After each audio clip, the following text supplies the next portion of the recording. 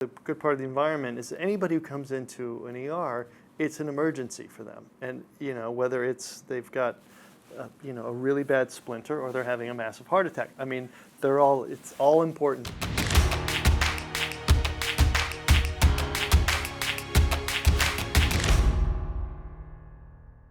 What's fun about getting a script when you know it's right is you just read it and everything the character's doing you think, I get it. I know why he's doing that. I know what he's about. And that's the way it felt when I first read that pilot script.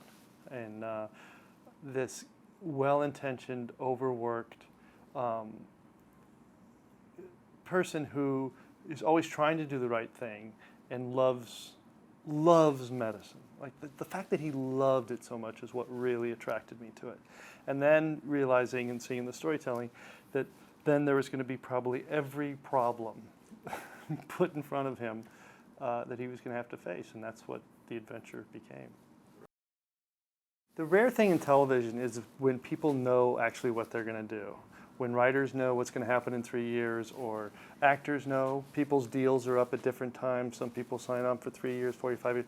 And the reason I'm telling that is because in my case, at year 5 or 6, we knew that I was going to leave after year 8. My wife and I, we made that decision, and contractually we're all that. So it gave the writers this opportunity to stage a farewell for a character and have 2 years to do it. So on the 7th year, when Dr. Greene gets his brain tumor, they dealt with all the medical part of what that challenge was. And then for the 8th year, they dealt with the emotional, with the family and the saying goodbye and how that is. And it was as depressing of a storyline as it could be. It was an exciting thing for the writers, because I think that's what John Wells and those writers wanted to do. They wanted to portray things as honestly and also ultimately positively as they could. And it was a horrible way to go, but if you are going to go, they let Mark Greene go in a way that was kind of beautiful. What you want is you want a complete dinner. You want to have salad, and you want to have meat, you want to have potatoes, you want to have a variety of food for a complete experience. And they, chose try and do that. You try to have characters who fulfill and do different things well. And George was obviously incredibly charming and a perfect pediatrician, because who wouldn't fall in love with him taking care of their child, saving their child. I think everybody had different strengths and problems, and that's what we kept kind of exploiting with each other. So I think so much about such a show like this is trust, and you throw your trust into the writers. I mean, these writers spend hours and days and weeks, months in writer rooms debating, working out different storylines and structures of how things are going to interweave. By the time we get the script, there's so much work that had gone into that. I learned very early on, trust them. If there was something hugely problematic for you, they were happy to hear. But generally, if you just played your part in that interweaving, at the end, you were going to see a show where you went, oh, I get it. That's ultimately why. I mean, so that's why, it was a show that I think up till the last year I was on it, every night we aired, we would get together and watch that show as a cast. The day it aired, we'd have lunch together and watch it. And it was always a really good kind of refocus, because we'd see, oh, that's what ultimately happened. Plus, you don't have the opportunity of seeing other great performances while you're, in scenes you're not. So to see what Eric LaSalle and Laura Innes were doing at one time, and then see how that fits into the show was always fun and helpful, I think. Well, the thing I always remembered was that the expression of, what do you call the person who graduates last from his class in med school? And you call him doctor. So that being the point is that there's a huge spectrum of doctors and different kinds and varieties. And you certainly cannot stereotype and generalize onto doctors, because everybody has a different way of practicing this thing, medicine. And that's why it's such a rich, that's why you're doing the show. this world of medicine has been such a rich area for playwrights and television writers to draw from. When we first started, it was complete pandemonium. I had no idea where anything was. When we did the pilot, the director would put us into a scene and we'd walk out and we'd end up in other parts. I had no idea what parts of the hospital, how they connected, or where that bed was. And then the actual instruments that we used, the laryngoscopes and all the different things, at first were completely foreign. And believe it or not, there did get to be a physical routine of it. Not that we could actually do the medicine, but we could do the choreography of it. And that's what we did. We had medical rehearsals, these tech rehearsals, and we would spend more time with our tech advisors working at the choreography and the dance of the physical movement of actually doing the medicine. Then we'd add the lines on top of that and keep that going and get it all up to speed, and then the scene would come out of that. But it had to be pre-choreographed and conceived by doctors and nurses to make it work. So that challenge, I think, is what kept us all really focused as well, because the worst thing that can happen is people get bored. And when actors get bored, the audience is not too far behind them. So that kept it a real thing. And whenever new people would come in, they would be like, what is going on here? And we'd kind of bring them in, and then they'd start getting part of this dance. And it led to all kinds of creative things, to the point of, the live show was really a response to that. The fact that we would rehearse things so thoroughly that it felt like we were doing them live when we were shooting them, because if you were doing a big complicated setup, if you messed up 2 minutes into it, it would destroy the take for everybody else. So there's always a lot of pressure to not mess up. And I think that led us to thinking, wow, wouldn't it be great to do this live? We called them oneers because we would be able to do, we had a lot of shows, even the show I just did now, it was maybe 55 pages for an episode or 60 pages. ER's script count was generally over 80. And that meant that we were doing scripted dialogue, I think, at such a clip that we would be doing, basically 10 pages a day. So that's a lot of material to get through. And we did, because we went so fast. So one way to do that is to not break it up too much and do a lot of different angles, because every time you stop the camera and have to reset it, obviously it's setup time to change that. So if you can choreograph things where the camera's moving and the actors are moving and you're revealing what you need, you can get a lot done in a single take, and we called those oneers. And we did longer ones to the point where I actually, when I got to direct some of the episodes, one of the episodes I requested that they write me the entire first act as one scene. So it was 24 pages of one scene, and I shot it in one shot. So we choreographed for a whole day, and with Cameron worked it out, and then we shot the next day. So in a sense, in 2 days, we did 24 pages of dialogue, and all as one shot. What's great about the show is that even if you did something like that, because the show was so much bigger and so much more energy, it didn't draw attention to itself visually. But visually, what Richard Thorpe did as a director of photography was really incredible. Both in his ability to light, because it was all on film too, it wasn't digital when I was doing it. I don't know if they ever went digital. So that had a challenge to it. And then physically what these cameramen could do with the Steadicams, but also it never drew attention to it being, nothing against NYPD Blue, but it had a shaky cam thing to it, and that kind of became a distraction.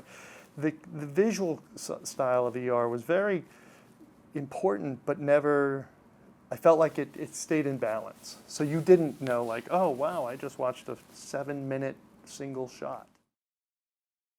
Well, that was Crichton's, and it's interesting because the script that they started the show from was actually a dated script, because we did the show in 1994, and I think Crichton wrote the original script for Trauma Center, or whatever it was called, from when he was in med school in Massachusetts, and that was in the probably 70s. So, but the idea of it, which is what you're talking about, is what was important, which was to show things the way they really are, and not spoon feed it the way typically we do in television, which is we have to explain to everybody what this is that we're doing. And so that fly on the wall point of view, which we did, was pretty novel at the time, and novel to the point that when the head of the network saw the pilot, he thought we were insane, and no one would ever watch this. There's way too many characters. No one understands the medicine. Who knows what's going on? They'll never follow it. And it's to Crichton and John Wells and Steven Spielberg, to their credit, that they said, no, we do think the audience is smart. We do know that they'll be able to follow along. We can, and why not? I think that really, that's probably what I'm most proud of. Because we didn't. We used to have a joke that, like, if there was a moment, like an extra emotional moment, your job was to walk away from it. Don't play it, because doctors don't stop and think about or emotionally take that time of, like, that was the toughest patient of the day, and I'm going to hold for commercial. You just don't do that. And directors would get very frustrated because there would be like, please just stay a little bit longer. And we're like, nope, I got work to do. And we'd pick up a chart and keep going. So it kept, which is another reason why our page count was so high, because we refused to stop. We took great pride in that. I mean, we had our ER docs on the set every time we did any kind of medical procedure. And we also had a lot of trauma nurses that would kind of come in and guest when they were off, and they'd come in. And they enjoyed it because the show was a hit and they wanted to come by part. But it's really fun to be in a scene with a real trauma nurse who, when you do something stupid or wrong, they look at you like, you're such an idiot. And it's not, they're not judging, but it's like, it's not the typical set thing where it's like, oh, never say anything if the actor messes up. They're like, what an idiot, So we wanted to always keep it real that way. Yeah, and a lot of them, we would get very friendly. They would come in and do a couple episodes or do an episode, and we would work them in the back. And Tommy Burns and Babu Subramanian, who were our two primary first ADs when we were doing the show, who kept with the show and became producers and directors in their own right. But they had really great relationships with the background. I mean, the background in that show was spectacular. And we had background artists that were all of us had stand-ins, but our stand-ins would work as background artists as well, because they understood the nuance and the movement of the camera. So a lot of the quick wipes and things that would happen, or a lot of times we needed people to be really close to the camera to create energy or to create a cut that they needed. And our guys could do it. They could do that around there. And on top of that, the first ADs had a great pool of background artists that they used. And some of them were these real nurses that would come in and play for a while and teach us stuff, but also just kind of become part of it. The goal of an actor is to forget your acting always between action and cut. That's really, you definitely want to forget it then. But I've always found that I'm actually even more aware of it because they were so tight. It had such technical that you really had to be aware, and that was the fun of it, was to make it look like it wasn't, that you weren't aware of it, that it wasn't technical. But there was, especially with all that camera movement and choreography and the technical stuff, a lot of times you were doing stuff specifically to hide a fake syringe or to do you had to be really aware. So you couldn't get lost in the, oh, I'm really here too much. You'd get run over. I mean, I just think that one thing I was really proud of, and now that the show's off the air, I can say, because John Wells used to say it in confidence when we were making the show, was that probably the most important thing the show did is it showed doctors, nurses, technicians all working together in spite of race, sexuality, or social differences. And ultimately, that was the real power of ER, because it had nothing to do with medicine. And that, I loved to know that secret, and that was important to him. And it was a really good thing, that just by example, you're going, right, that's what's important. Because whether a doctor's a hero or not, or whether they save someone or not, or that's kind of frosting. But the core of how human beings interact is really what artists or writers are addressing.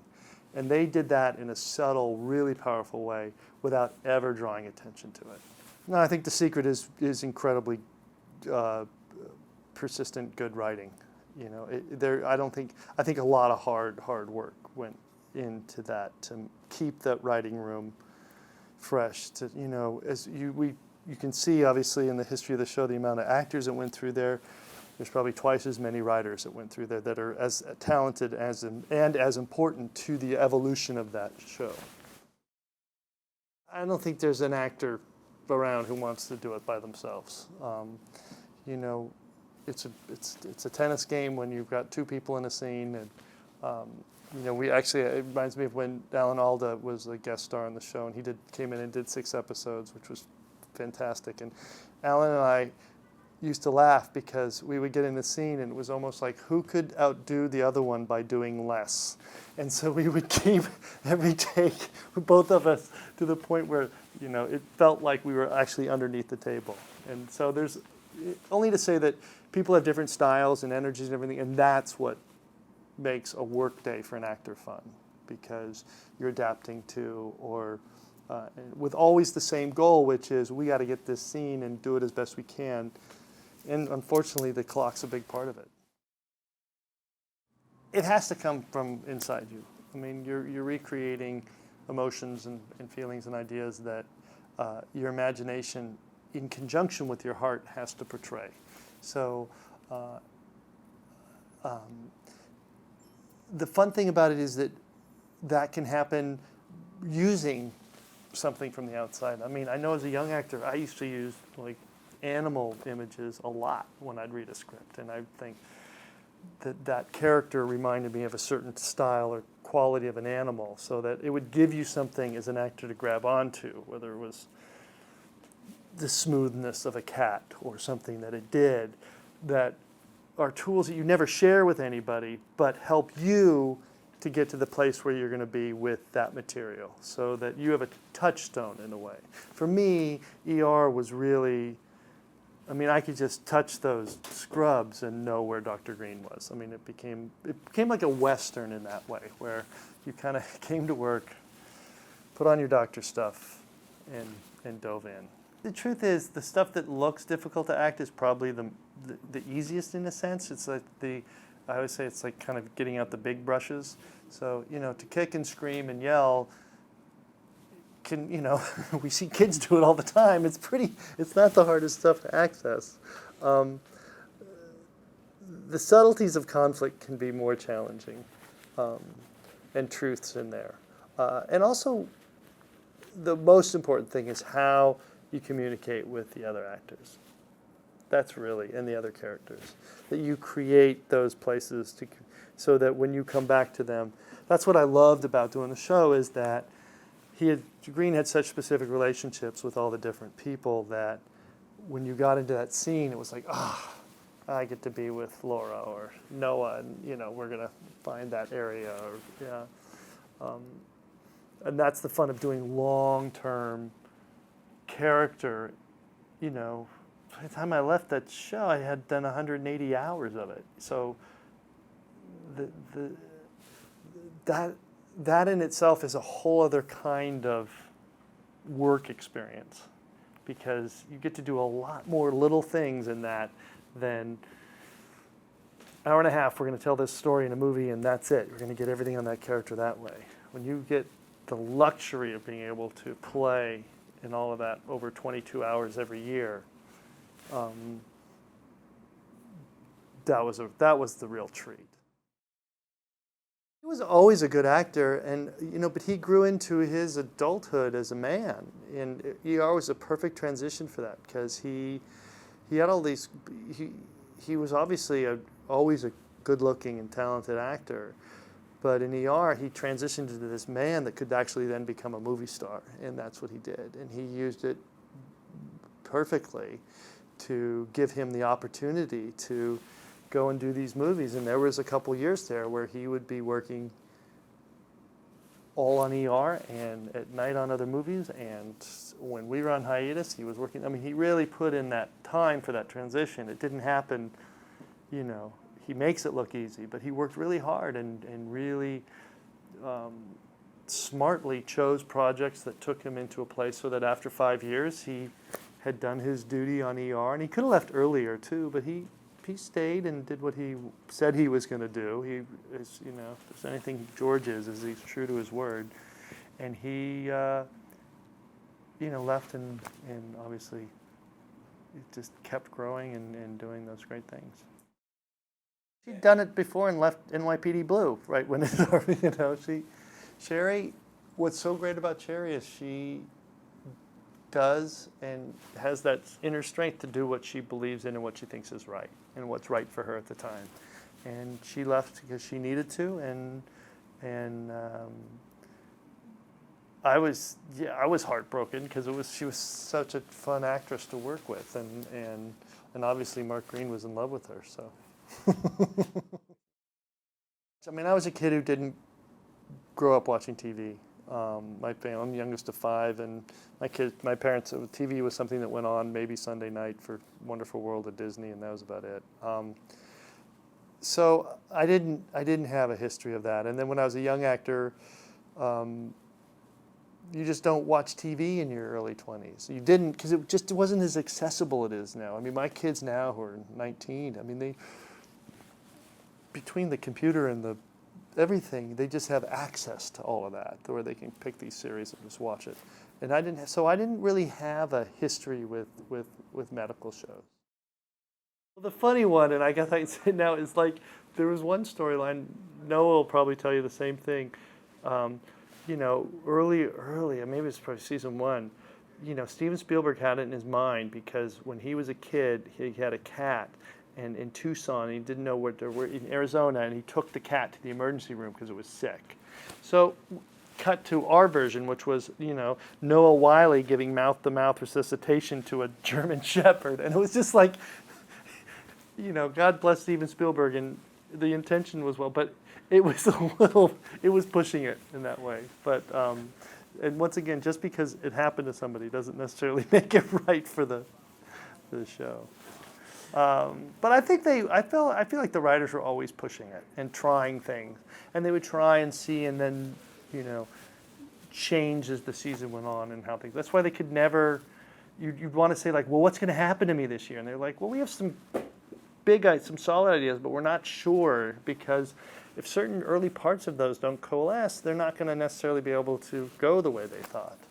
So I mean, I feel like there's an amorphous quality to a writer's room, which is hard to understand as an audience, because you think that a writer just sits it and writes it and we go and do it. But there's a lot of interplay going on and give and take with writers and stories.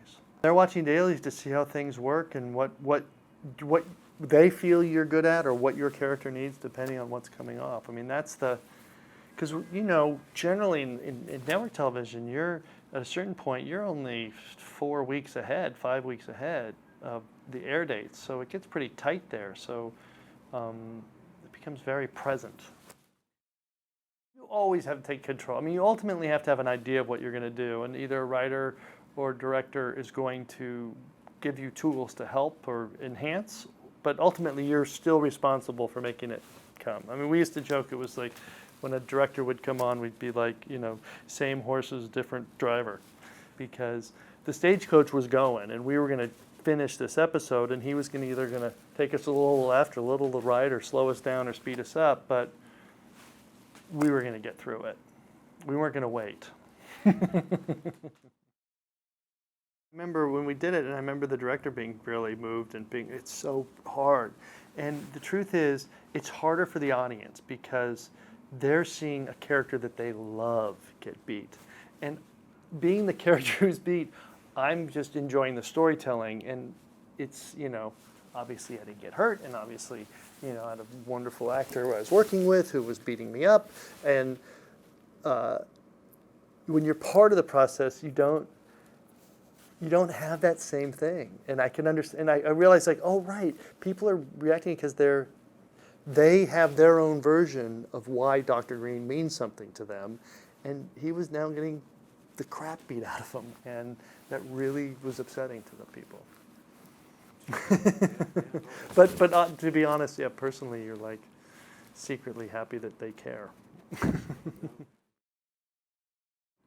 I think that always the biggest challenge directing was keeping the tones even, because there were times when people, the regulars all knew the world we were in and could dive right in, but there were definitely times when actors would come in and want to do a 3-act play in a 5-minute scene, and we would pull them down, and we used to joke that we called it the APSI meter, which is the acting per square inch meter, and if it started to redline, you knew you were in trouble. So I mean, we would tease each other about that too, because of course you have to emote, and there are times when they're emoting.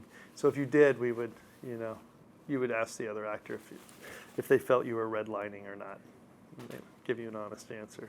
But the thing is that what was fun for the people who did come in, and the good part of the environment, is that anybody who comes into an ER, it's an emergency for them. And whether they've got a really bad splinter or they're having a massive heart attack. I mean, it's all important to them, and that kept the level of urgency, kept the level up. So our baseline was already pretty high energy. I'm proud of it. The truth is, I hadn't seen it in 28 years, 25, whatever years it had been. I'd not seen it, and recently I was invited to see a 3D version of it at the Air Force Museum in Dayton, Ohio. And I went just because I'm a new pilot. I've only been flying the last couple of years, but I've really fallen in love with flying. And so I went, and I was actually amazed at how good it was. I'd forgotten that it was kind of that entertaining. And so as much as the lefty, liberal, anti-war person inside of me goes, oh, I'm sorry I made a movie that glamorizes war, it doesn't really, and I'm really kind of proud of just the sheer entertainment of it and the innovation that Tony Scott did in the flying sequences and how beautiful that movie kind of looked in a way. And the kind of kitschy music and all of it, it's pretty fun. I'm kind of proud of it. It doesn't sour me on the medium. I very intentionally stayed out of television for 10 years. I really just avoided it and just thought, until something really inspires me that's different, I should just kind of leave it alone. And 0 Hour did inspire me and was incredibly different and, had an unfortunate release and demise, but the actual work of it, I think, is great. It's really fun. We had an amazing group of people here for 6 months. We shot in New York in incredibly extreme weather and had a great cast. And it got me fired up again because I enjoyed the process. It was great to go back into that jungle gym of television where you work really intensely for 8 days, and just when you're sick of that episode, you get a new one and you start again on another. And I do enjoy that process as an actor. I realize that even more by going back into it. Whether it succeeds or fails, the process is really what gets me out of bed. I think the human experience and why, I think why people like medical shows probably goes into why people have been going to the theater for the last thousands of years. Why do we want storytelling?